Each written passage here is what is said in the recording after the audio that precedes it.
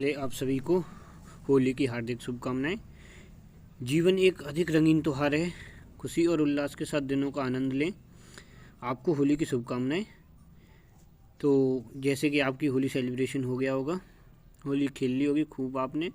तो जैसे कि अपन फिजिक्स का सीरीज चला रहे हैं ग्रुप डी के लिए आरआरबी, आप प्ले लिस्ट देख सकते हो। उससे पहले अपन 2 टेस्ट प्रैक्टिस सेट कर चुके हैं। आज अपना 3rd प्रैक्टिस सेट होगा जो 50 क्वेश्चन से चलेगा। 50 क्वेश्चन तक अपन कंप्लीट कर चुके हैं 2 सेट में।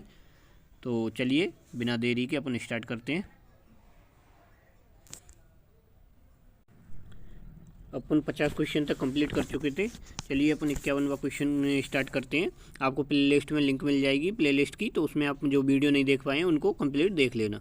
ओके, तो अपना पहला क्वेश्चन है आज का। क्रिकेट का खिलाड़ी तेज़ गेंद आती है हुई बॉल को क्यों आने जो बॉल आती है, मतलब इसमें थोड़ा सा हिंदी में मिस्टेक हो सकती है, टाइपिंग मिस्टेक, तो वो मैं आपको बता देता हूँ कि जैसे क्रिकेट की बॉल को आने से हाथों को पीछे पकड़ के ले जाता है, क्यों ले जाता है? तो इसका राइट आंसर बताइए आप। बॉल विश्राम की स्थिति में आ सकती है, बॉल त्वरित स्थिति में आ सकती है। वो बॉल को पकड़ के, मैं बता रहा हूँ, इसका राइट आंसर है फर्स्ट, क्योंकि वो बॉल को पकड़ के थोड़े पीछे के लिए इसलिए ले जाता है कि जब तक बॉल विश्राम की स्थिति में आ जाए।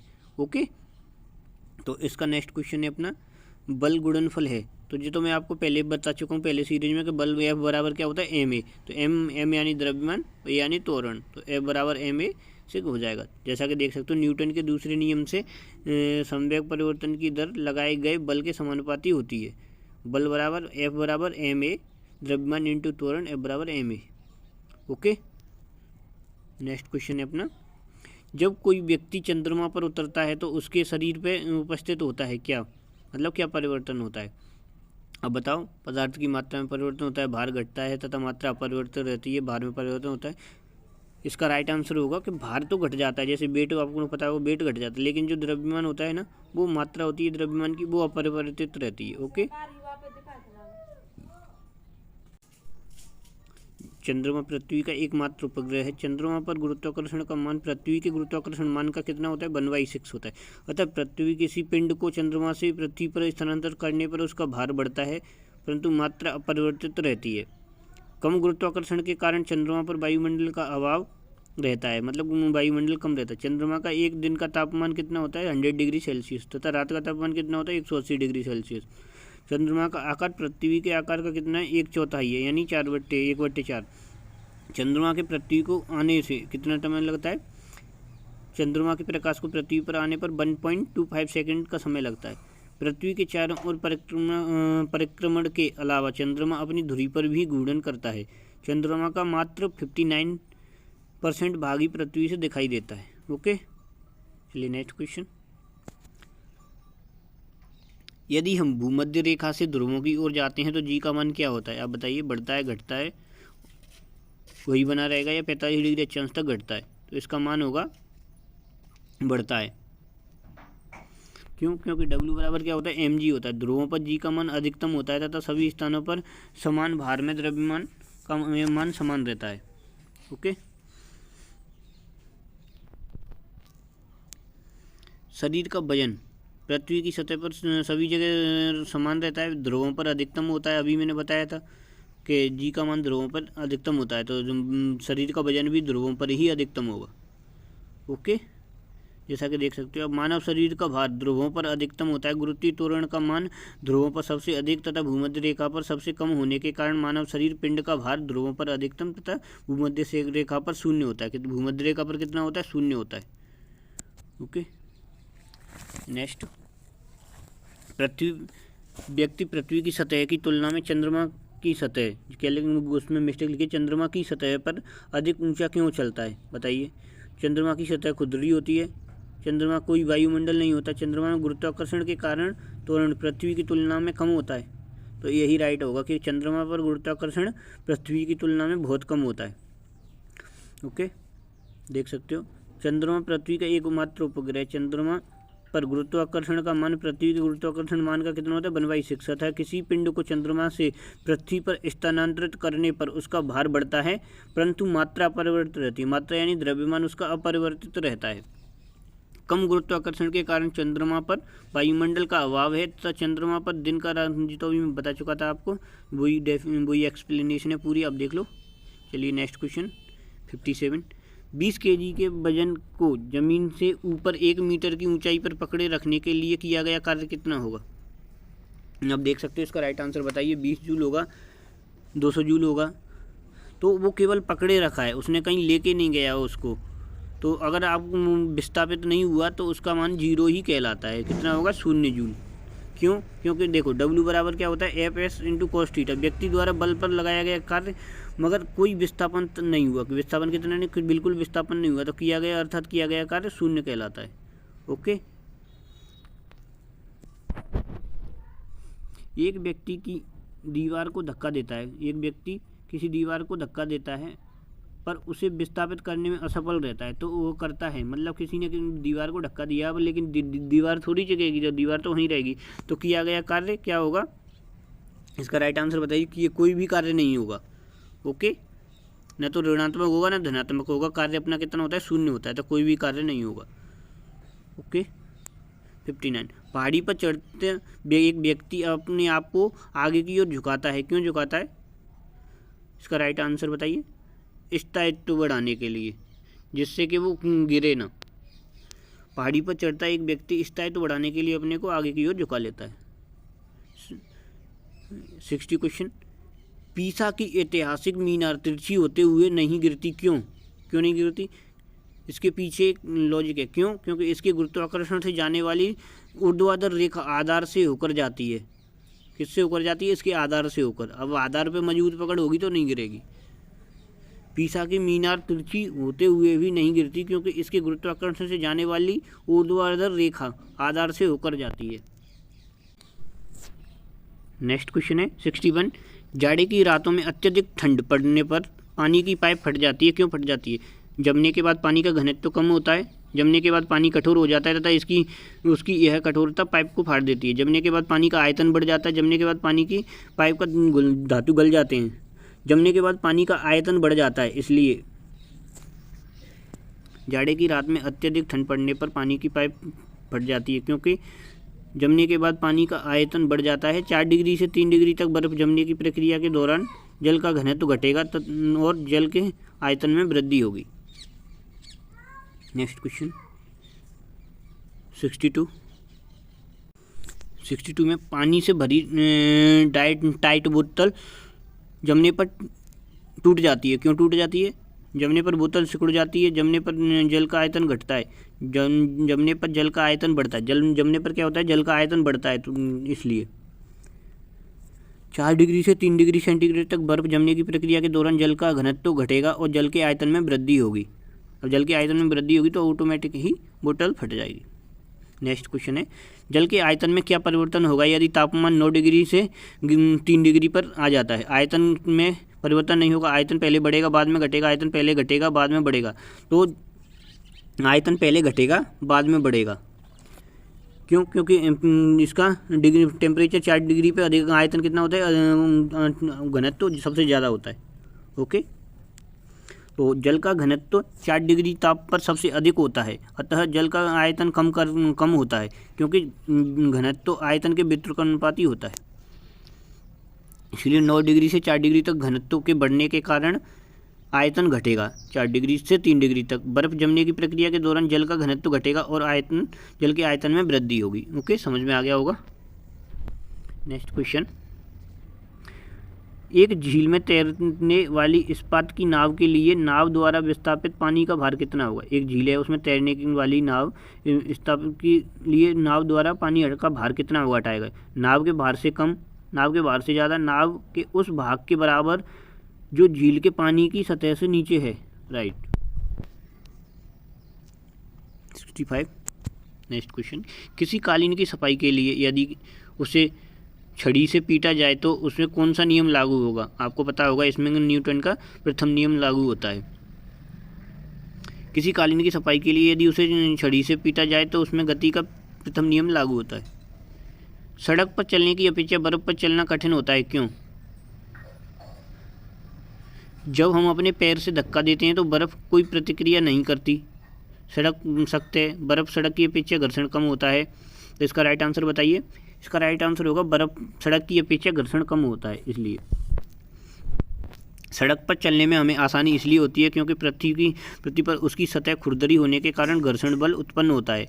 उसी सतह पृथ्वी को खुरदरी होने के कारण हम उस पर पैर से झटका देकर पृथ्वी के पीछे वो धकेलने और न्यूटन के तृतीय नियम के आगे बढ़ते हैं, क्रिया प्रतिक्रिया के नियम के अनुसार। ओके, तो नेक्स्ट क्वेश्चन है, रोड़ी बोलते हैं इसको, रोड़ी युक्त सड़क की तुलना में बर्फ़ पर चलना कठिन होता है। क्यों? क्योंकि बर्फ़ में घर्षण नहीं होता है। पैर तथा बर्फ़ के मध्य घर्षण बल रोड़ी एवं पैर के घर्षण मध्य बल की तुलना में बहुत कम होता है। राइट आंसर ये हो जाएगा अपना। सड़क पर चलने में हमें आसानी इसलिए होती है क्योंकि पृथ्वी पर उसकी सतह खुरदरी होने के कारण घर्षण बल उत्पन्न होता है। उसी सतह पृथ्वी को खुरदरी होने के कारण ही हम उस पर पैर से झटका देकर पृथ्वी को पीछे धकेलते और न्यूटन के तृतीय नियम के अनुसार आगे बढ़ जाते हैं। ओके, समझ में आ गया होगा, दोबारा एक्सप्लेनेशन कर दिया मैंने, समझा दिया। 68 क्वेश्चन है अपना, लकड़ी नहीं है, लकड़ी के सिलेंडर, किसके? लकड़ी के सिलेंडराकार पात्र को खींचने की जगह लुढ़काना आसान होता है। क्यों? इसका राइट आंसर होगा सेकंड। क्यों? क्योंकि लुढ़काने अवस्था में फिसलन अवस्था के घर्षण बल की तुलना में बहुत कम होता है। जैसे कोई चीज़ जितनी फिसलन जितनी कम एरिया सतह को टच करेगी तो उतना ही घर्षण बल कम होगा। अगर फिसलन खींच के लेके जाओगे तो आप उसमें घर्षण बल ज़्यादा लगेगा। इसलिए लकड़ी के सिलेंडराकार पात्र को खींचने की जगह लुढ़काना आसान होता है क्योंकि लुढ़कन अवस्था घर्षण बल फिसलन अवस्था के घर्षण बल की तुलना में बहुत कम होता है। ओके, नेक्स्ट क्वेश्चन है, एक नदी में चलता हुआ जहाज, चलना नहीं है, चलता हुआ जहाज समुद्र में आता है तब जहाज का स्तर क्या होता है? तो जहाज का स्तर थोड़ा सा क्या हो जाएगा? ऊपर हो जाएगा। आपने कहीं पे पढ़ा होगा तो जो हमेशा यही होता है क्योंकि ऊपर हो जाता है। ओके, एक नदी में चलता हुआ जहाज समुद्र में आता है तब जहाज का थोड़ा सा ऊपर हो जाता है स्तर। ओके, 70 क्वेश्चन, लोहे की कील पारे में क्यों तैरती है जबकि यह पानी में डूब जाती है? बताइए। ऐसा इसलिए होता है क्योंकि लोहे का जो घनत्व होता है पानी से तो अधिक होता है लेकिन पारे से कम होता है। क्या होता है कि लोहे का घनत्व पानी से तो अधिक होता है तो इसलिए वो पानी में डूब जाती है, जबकि पारे से कम होता है तो पारे में इसलिए वो तैरती रहती है, मतलब पारे में डूब जाती है। ओके, जैसे कि व्याख्या देख सकते हो आप, लोहे का घनत्व पानी से अधिक होता है। क्या होता है? पानी से अधिक होता है तथा पारे से कम होता है, इसलिए वो पारे में तैरती रहती है और पानी में डूब जाती है। किसी वस्तु के घनत्व द्रव के घनत्व से अधिक हो तो वस्तु डूब जाएगी। वही मैंने अभी बताया आपको, घनत्व उससे ज़्यादा होता है तो वो डूब जाएगी क्योंकि वस्तु का घनत्व उसके द्रव्यमान के समानुपाती होता है। ओके, समझ में आ गया होगा आपको, इसीलिए। नेक्स्ट क्वेश्चन है अपना, नेक्स्ट क्वेश्चन 71, जब हम एक ठोस पिंड को पानी में डुबोया जाता है तो उसके भार में हास्य होता है। यह हास्य कितना होता है? बताइए। यह हास्य होगा अपना विस्थापित पानी के भार के बराबर, जितना वो पानी को विस्थापित करेगा उतना ही होगा। ओके, तो इसका राइट आंसर क्या होगा? 1 बल। जब हम एक ठोस पिंड को पानी में डुबोया जाता है तो उसके भार में हास्य होता है। यह हास्य विस्थापित पानी के भार के बराबर होता है। कितना होता है? विस्थापित पानी के भार के बराबर। ओके, नेक्स्ट क्वेश्चन है अपना 72, बर्फ़ पानी में तैरती है परंतु एल्कोहल में डूब जाती है। क्यों?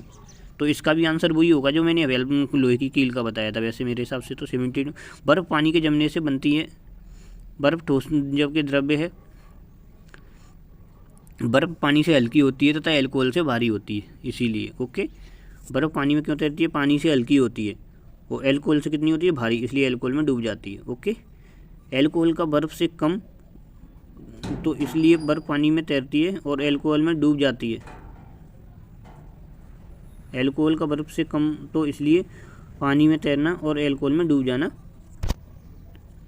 नेक्स्ट, स्टील की गोली पारे में तैरती है क्योंकि, इसका राइट आंसर होगा पारे का घनत्व स्टील की अपेक्षा अधिक होता है। ओके, स्टील की गोली पारे पर इसलिए तैरती है क्योंकि उसका घनत्व कमरे के तापमान पर लगभग 8 ग्राम प्रति घनत्व सेंटीमीटर, पारे का घनत्व 13 ग्राम प्रति घन सेंटीमीटर से कम होता है। मतलब संघनन पर पारा विरल स्टील रहता है। ओके, 74, एक लोहे की गेंद मरकरी या पारे से भरी बाल्टी में गिर जाती है तो क्या होगा? यह पारे की सतह पर तैरेगी, क्योंकि लोहे की गेंद पारे से कम घनत्व होता है उसका।